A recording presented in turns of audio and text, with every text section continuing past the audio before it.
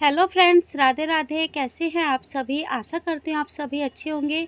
तो जी आज जो मैं व्लॉग लेकर आई हूँ, इस व्लॉग में मैं लेकर आई हूँ सूट की कटिंग। तो जो मैं लाइनिंग वाला सूट होता है वो मैं किस तरीके से कट करती हूँ वो ही मैं इस व्लॉग में लेकर आई हूँ। आप वीडियो में बने रहिएगा।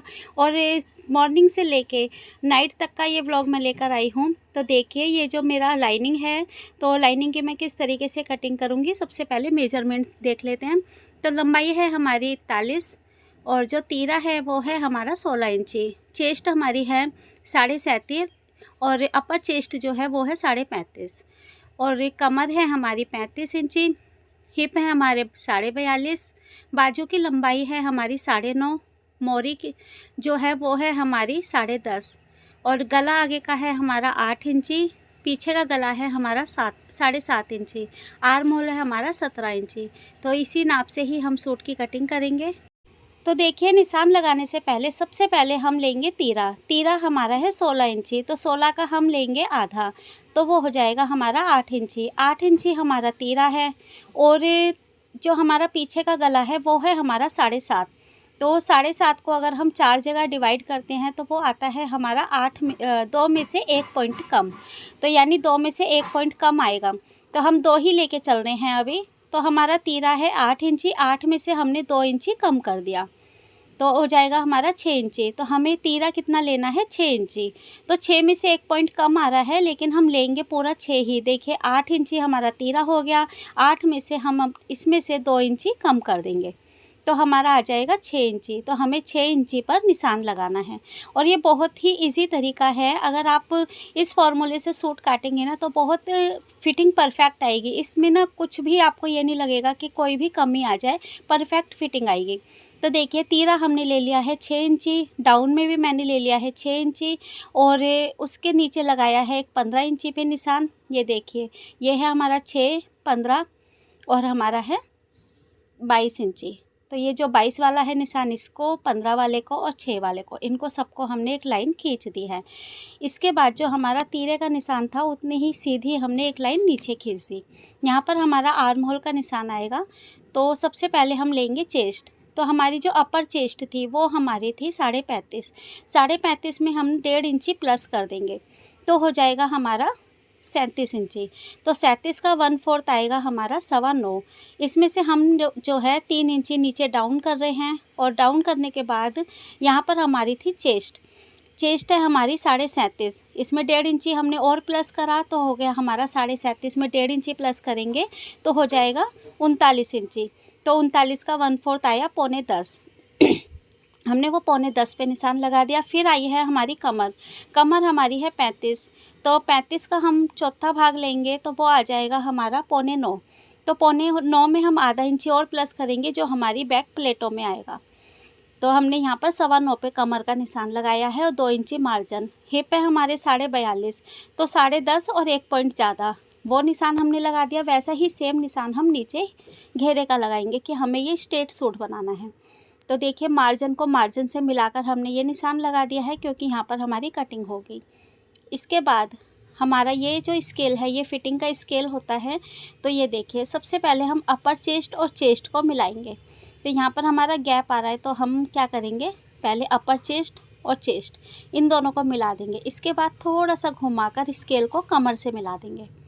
तो अगर आप इस तरीके से कटिंग करेंगे ना तो परफेक्ट फिटिंग आती है। जिनकी चेस्ट और अपर चेस्ट में फ़र्क आता है ये उनके लिए है, नहीं तो ज़्यादातर मैं 90% जो सूट हैं वो मैं चेस्ट से कमर को ही मिलाती हूँ। अपर चेस्ट का निशान मैं बहुत कम लेती हूँ, लेकिन काफ़ी कस्टमर बोलते हैं कि आर्म होल में झोल आ रहा है या फिर एक बलून टाइप में बन जाता है, तो उनके में मैं ऐसा करती हूँ। तो उसके बाद हम लेंगे आर्म होल का निशान। तो देखिए आर्म होल हमारा था 17 इंची, तो ये हमारा 18 इंची आना चाहिए और आधा इंची हमारा सिलाई में जाएगा। तो जो सिलाई में जाएगा वो मैंने ऊपर देखिए निशान लगा दिया, वहाँ से छोड़ के और आधा इंची मार्जिन लेते हुए ये जो है हमारा मार्जिन में जाएगा। तो आधा इंची मार्जिन लेते हुए हमें इस तरीके से आर्म होल का गोलाई नापनी है। तो ये हमने एक निशान नाप लिया। उसके बाद हम जो आगे वाला आर्म होल है उसको नापेंगे। ये देखिए इस वाले को, इसको भी आधा इंची हम छोड़ते हुए नापेंगे। तो जितना हमारा आर्म होल आ रहा है, तो हमारा 17 आर्म होल आ रहा है तो हमें 18 तो कम से कम लेना ही है। अगर आपका ये कम आ रहा है तो आप इसको नीचे की साइड और डाउन करके उसके बाद आर्म होल की गोलाई ले सकते हैं। और अगर ज़्यादा आ रहा है तो इसको और ऊपर की साइड लेकर आर्म होल की गोलाई ले सकते हैं। इससे क्या होगा, जो हमारा आर्म होल है वो परफेक्ट बैठेगा। तो थोड़ा सा कम आ रहा था तो देखिए मैंने हल्का सा डाउन करके आर्म होल को थोड़ा सा और नीचे की तरफ ले लिया है, क्योंकि हमें ये परफेक्ट चाहिए और इसी से ही हमारी जो फिटिंग है ना बहुत ही अच्छे तरीके से परफेक्ट फिटिंग बैठती है। तो देखिए आर्म होल भी हमारा जितना हमें चाहिए था उतना आ गया है। बस इसको अब हम करेंगे कट। इस फॉर्मूले से आप ज़रूर एक बार कट करके बताइएगा, मुझे भी कमेंट करके बताइएगा कि क्या आपकी परफेक्ट फिटिंग इससे बैठी है या नहीं बैठी। और मैं मेज़रमेंट लेना भी सिखा दूँगी आपको, क्योंकि सबसे मेन चीज़ जो होती है ना वो मेज़रमेंट पे ही डिपेंड होती है।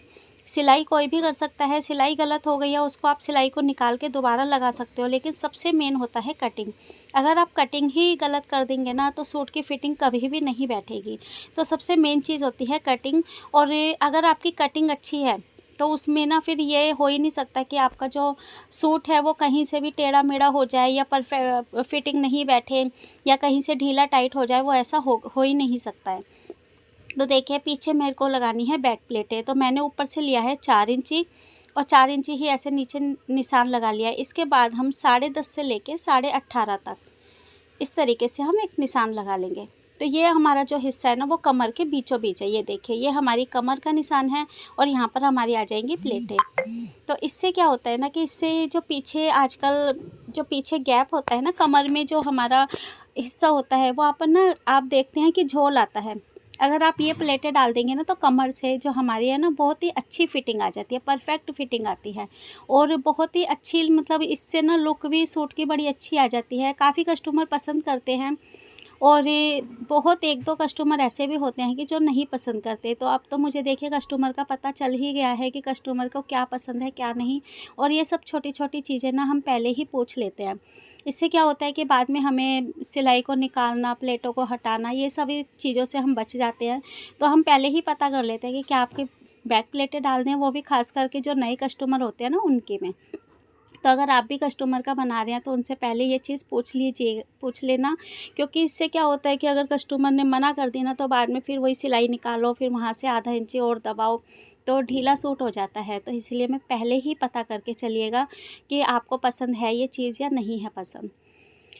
और ये जो मैं कटिंग कर रही हूँ ना, ये पुरानी वाली शॉप पे कटिंग कर रही हूँ। ये वीडियो काफ़ी दिन से बनी हुई थी, बहुत दिन से ये वीडियो बनी हुई थी, बस इसको ना एडिट कर नहीं पा रही थी। बहुत टाइम लग गया था कि एडिट करूँगी, आज करूँगी, कल करूँगी, सुबह सोचती हूँ शाम कर लूँगी, शाम को सोचती हूँ सुबह कर लूँगी, और बस इसको एडिट नहीं कर पा रही थी।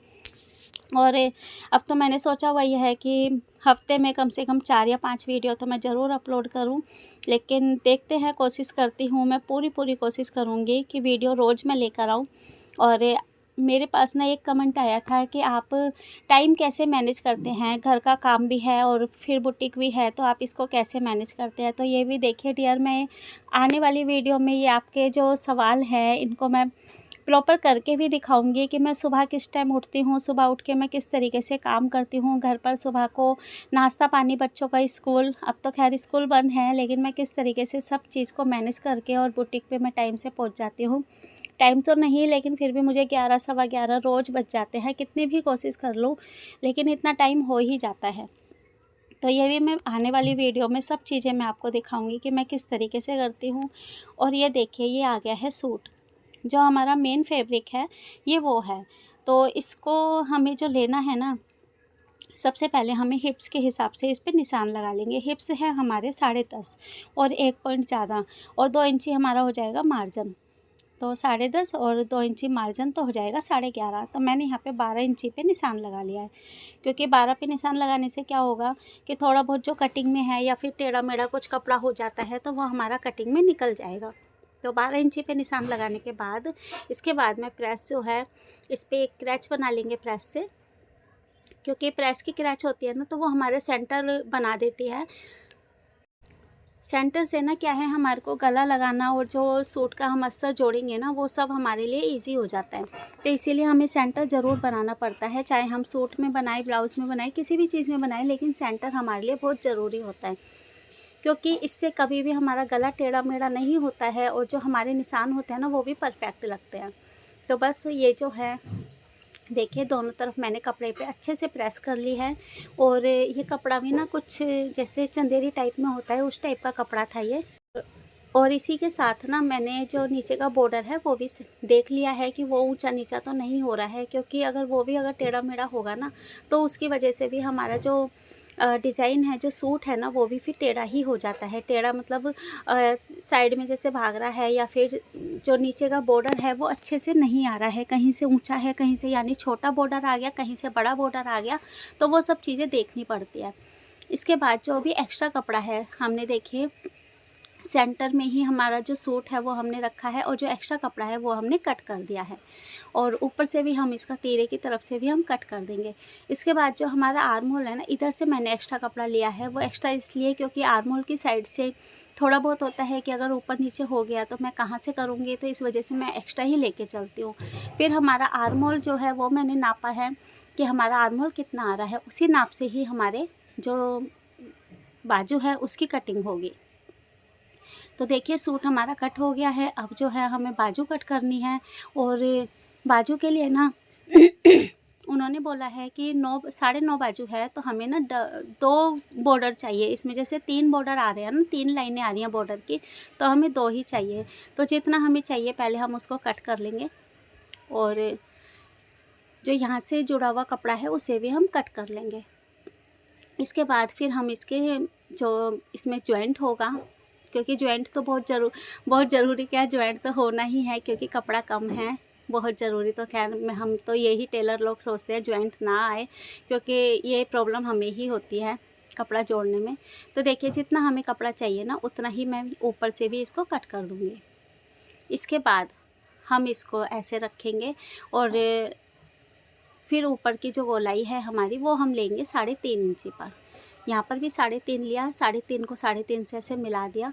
फिर हमारा जो आर्म होल आ रहा था वो आ रहा था हमारा 8 इंची पर, तो यहाँ पर मैंने 8 लगाया है। 8 पे निशान लगाकर यहाँ से हम गोलाई दे देंगे।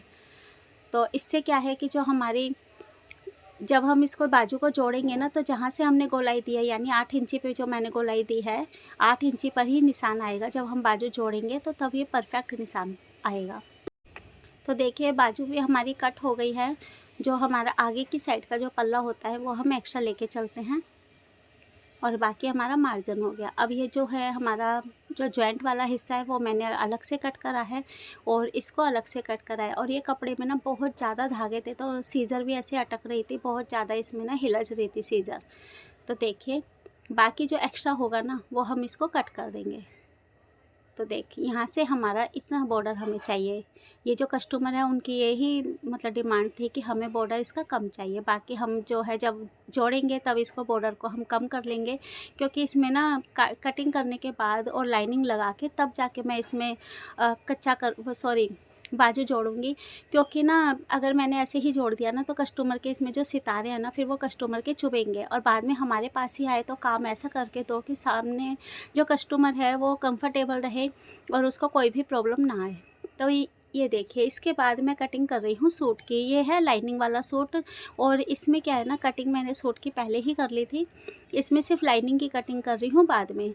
तो आप ये देख रहे होंगे कि पहले जो रेड वाला सूट मैंने कटिंग करा था वो मैंने करा था पहले लाइनिंग कट करी थी, बाद में मेन फैब्रिक करा। और इस वाले में मैंने पहले मेन फैब्रिक कट करा है, बाद में लाइनिंग करी है।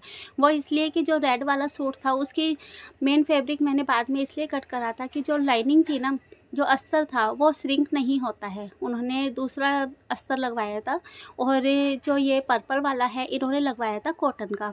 तो कॉटन वाला अस्तर ना मैं क्या करती हूँ, धोती नहीं हूँ। धोकर क्या होता है वो बहुत टेढ़ा मेढ़ा श्रिंक हो जाना, मतलब श्रिंक होना तो खैर अच्छी बात है, लेकिन ना बहुत ही कपड़ा हिल जाता है, क्योंकि हल्का कपड़ा होता है और अस्तर महंगा आता है, और हमें मतलब बहुत ज़्यादा प्रॉब्लम हो जाती है। तो मैं क्या करती हूँ 2 इंची पीछे की साइड से ही, अगर आपने देखा होगा ना तो पीछे की साइड से ही मैं 2 इंची एक्स्ट्रा लेके चलती हूँ। ये कभी मैं आपको, अभी मेरे पास एक सूट है लाइनिंग वाला, मुझे अपना ही काटना है, और अपने कपड़ों में मैं हमेशा ही कॉटन की लाइनिंग लगाती हूँ, क्योंकि वो कंफर्टेबल रहती है।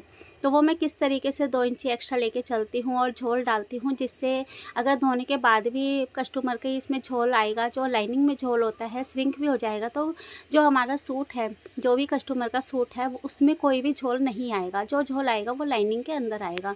तो मैं इसी तरीके से ही कट करती हूँ, इससे इससे क्या होता है कि हमें एक तो ईज़ी हो जाता है कि लाइनिंग हमें धोनी नहीं पड़ती, दूसरा कंफर्टेबल भी रहता है कस्टमर जो है वो भी और हम भी, दोनों के लिए इजी हो जाता है कि धोने के बाद ये होता है हमारा जो अस्तर है ना वो बहुत ज़्यादा श्रिंक हो जाता है, टेढ़ा मेढ़ा हो जाता है, सॉरी श्रिंक नहीं, टेढ़ा मेढ़ा अस्तर हो जाता है, कितनी भी प्रेस कर लो वो परफेक्ट जो धागे होते हैं ना वो परफेक्ट पहले जैसे नहीं हो पाते हैं। इसीलिए मैं कटिंग करने के बाद ही इसमें झोल डाल देती हूँ। इससे क्या होएगा कि कस्टमर जब भी धोएगा तो उनका जो अगर झोल आने के बाद अस्तर में झोल है और कस्टमर ने अगर इसको धो भी लिया और श्रिंक भी हो गया या टेढ़ा मेढ़ा भी हो गया, वो परफेक्ट वहीं अपनी शेप ले लेता है क्योंकि वो पहले से ही कट करके सिल चुका है।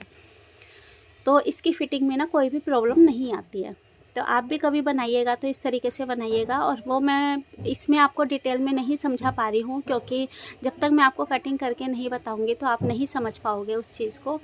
और इस सूट में ना मुझे पाइपिंग लगानी थी, तो पाइपिंग मैंने ना ऑनलाइन मंगवाई थी क्योंकि यहाँ पर भी इस टाइप की पाइपिंग में मिल नहीं पा रही थी, जो मुझे चाहिए थे ना वो पाइपिंग नहीं मिल पा रही थी। तो देखिए ये मैंने गुम पाइपिंग लगाई है जो अंदर बिल्कुल छुप जाती है और बाहर बिल्कुल भी नहीं दिखती है, तो इसमें मैंने ये गुम पाइपिंग लगाई है। तो बस ये सूट भी हमारा रेडी हो चुका है और करते करते वही कितना भी कर लो शाम हो ही जाती है। और दीदी जो है वो आती हैं 5 साढ़े 5 बजे। उसके बाद इन्होंने अपनी सलवार है वो कटिंग करी थी और आज मैंने सूट की कटिंग करी रेड वाले की, तो वो तो अभी मैंने रखा हुआ ही है। और भी कटिंग करी थी, यहाँ पर टेबल पे आप देख ही रहे होंगे कि और भी कटिंग करे हुए कपड़े रखे हुए हैं। और आज ये पर्पल वाला सूट है, इसमें बस थोड़ा पाइपिंग में टाइम लग गया। और जो पैंट सिली थी ना, पैंट में भी पाइपिंग उन्होंने बोला था, तो पाइपिंग लगाने में ना काफ़ी टाइम लग गया था क्योंकि पूरे सूट में पाइपिंग लगानी थी, सूट में भी और पैंट में भी। तो ये देखिए ये हमारे कपड़े रेडी हो चुके हैं। और ये वाले जो कपड़े हैं ना वो हमारे मतलब जो मेरे घर के पास है ना उन्हीं के हैं, तो ये सब मैं घर लेके जाऊंगी। और जो तुरपाई के कपड़े हैं वो अलग रख दूंगी, तुरपाई वाले कपड़े जो है वो दीदी अपने घर लेकर जाएंगी। तो देखिए ये सूट मैंने तुरपाई के लिए रख दिया है। और जो ये पैंट है और भी सूट मैंने कटिंग करके रखे थे, ये सारे सूट मैंने आज कटिंग करे हैं और एक सूट भी सिल दिया है। तो सारे सूटों की कटिंग की वीडियो तो मैंने देखिए आपके साथ शेयर नहीं करी है, बस एक ही सूट की कटिंग करी है। और जो पर्पल वाला सिला है वो ही मैंने आपको कटिंग करते हुए दिखाया, लेकिन पूरा मेजरमेंट या किस तरीके से कटिंग करते हैं वो सब मैंने आपको नहीं दिखाया है। और अब जो दीदी हैं वो अपने कपड़े जो लेके जाएंगे, जो भी मैंने स्टिच करे हैं या सलवारें होती हैं वो सब मैंने दीदी का सामान पैक कर दिया है। ये सलवारें बनकर आ गई हैं, तो दीदी सलवारें सिलती हैं। ये देखिए इसमें किस तरीके से इसमें डिज़ाइन दिया है दीदी ने। और ये सारे एक ही कस्टमर के कपड़े हैं जो मैंने पर्पल वाला सिलाया ना, उन्हीं के ये 4 सूट थे, एक था पैंट वाला और 3 थी सलवार वाले।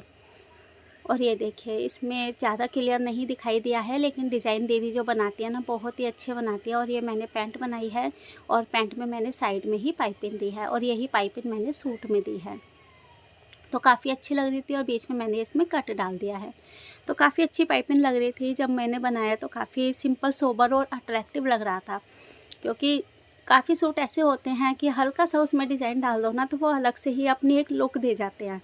तो बस अब जो है वो टाइम हो गया है दुकान बढ़ाने का, तो बस अब हम बढ़ा रहे हैं दुकान। और जो ये सलवारें हैं ये सब मैं घर लेके जाऊंगी, क्योंकि जो कस्टमर हैं वो मतलब घर से ही कपड़े लेंगे। उन्होंने बोला था मुझे कि ये सारे कपड़े मैं घर से ले लूँगी और तुम घर पर ही लेकर आ जाना। तो बस इनके सारे कपड़े रेडी हो गए हैं, जो जो रेडी हो जाते हैं वो मैं घर ही ले जाती हूँ, क्योंकि एक ही दिन में सारे लेके जाओ तो वो पॉसिबल नहीं होता। जैसे सूट रेडी हो गए तो वो मैं घर रखे आई, आज सलवारें रेडी हुई हैं तो वो मैं घर लेके चली जाऊँगी। तो इसी तरीके से मैं सारे कपड़े घर लेके चली जाती हूँ। और बस दुकान बढ़ाने का भी टाइम हो गया था और वीडियो एंड करने का भी टाइम हो गया, तो बस वीडियो को यहीं पर ही एंड करते हैं। और आशा करती हूँ आज हमारी आपको वीडियो पसंद आई होगी। अगर व्लॉग आपको हमारा पसंद आता है तो प्लीज़ इसको लाइक शेयर सब्सक्राइब ज़रूर कीजिएगा। और आपको किस चीज़ की कटिंग चाहिए वो भी हमें बताइएगा। आगे मैं बहुत अच्छे अच्छे डिज़ाइन आपके लिए लेकर आऊँगी। जो मैंने सूट पहना हुआ है ये भी डिज़ाइन मैं आपके साथ ज़रूर शेयर करूँगी, क्योंकि किसी ने बोला है ऐसा डिज़ाइन बनाने के लिए, तो मैं ये जो डिज़ाइन है वो भी मैं आपके साथ ज़रूर शेयर करूँगी। तो बस वीडियो को यहीं पर ही एंड करते हैं, मिलते हैं नेक्स्ट ब्लॉग में। तब तक के लिए राधे राधे।